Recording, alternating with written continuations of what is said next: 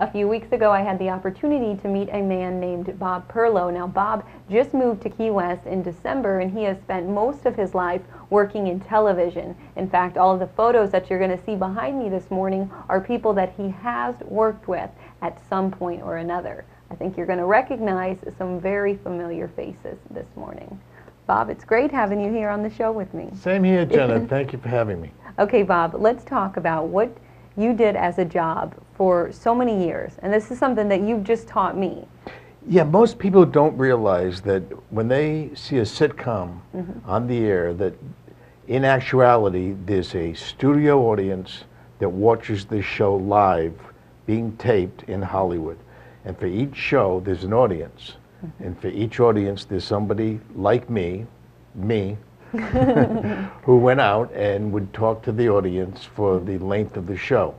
Now, most people look at a TV show, it takes 30 minutes to watch. They get tickets, they go, oh, it's going to be fun, and if it takes a long time, maybe it'll take an hour and a half, so make dinner reservations for 7:30.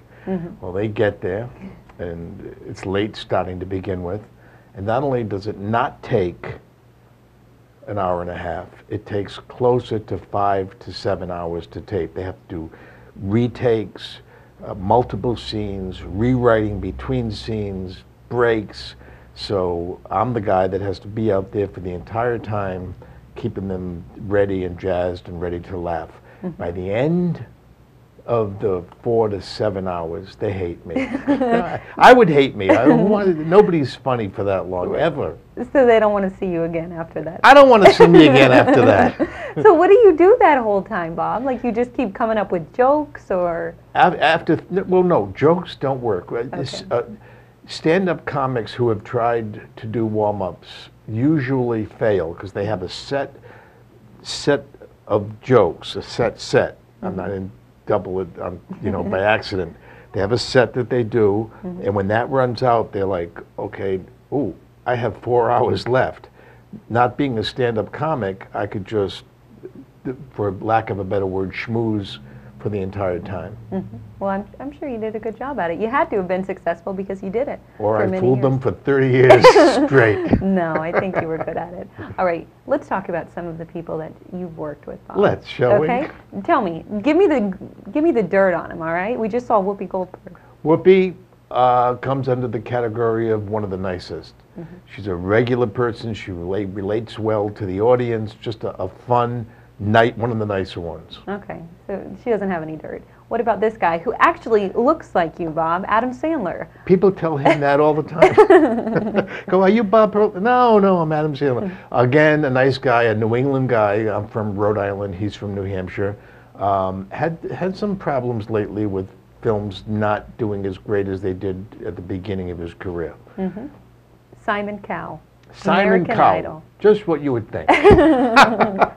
What a jerk. The other two are nice. It would be Randy was a nice guy. Ryan Seacrest, a nice guy. Paula, a nice guy. Next one. Alan Thicke, one of my best friends. I worked on Growing Pains for 7 years. Was the best man at his second wedding. Okay. And it lasted for the course of the wedding, regardless. O.J. Simpson. O.J. Simpson, one of the sweetest, nicest guy, except for that little indiscretion, a sweetheart.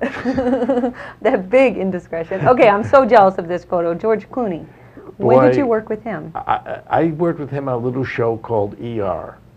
Not the Little one you're show. thinking of. No. No. A little show called ER, which was a sitcom, I think 10 or 15 years before the big ER. It was a situation comedy with Jason Alexander, Conchetta Ferrell, who was the maid on 2.5 Men, Mary McDonnell from Dances with Wolves, Elliot Gould was the doctor. George, I would love to say right now in front of everybody, a mean, mean man. I would love to say that.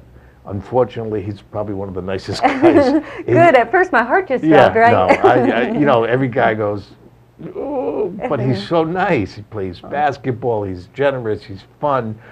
Just sweet. And I saw one in there with Katie Couric, too. Katie, nice. Didn't really get to know her that well. She was on the show several times. We spoke. The impression I got was she's pretty legit, pretty real. Okay, so you don't really have too much dirt on these people. It seems like a lot of them are just all around good people that you had the honor of working with. Oh, I sent you the good ones. Another time we'll go to Tim Allen. Tim Allen, no. Yes, Tim Allen, not a nice guy. Now, Bob, what are you doing here in Key West right now? I came down to get out of the cold and not work. Instead, I'm going to be doing my one-man show called The Warm-Up Guy that chronicles my adventures from Laverne and Shirley through 2.5 Men, including 15 years on The Tonight Show. I'm in a play with Fringe Key West about a fire chief that disappeared called Bum. Postpartum. Yes, I'm Bum. I'm going to play Bum. Okay. And also writing a book about my adventures in Hollywood. I can't wait to read it. Bob, if you want more information on Key West Fringe and how you can see Bob up on stage, check out the website that you see at the bottom of the screen. Bob, I am definitely having you back more because you've got more stories to tell me, I know it. Oh yeah, I'll wait outside. I'll come back. I'm going to take a quick break right now. I'll be right back after these messages.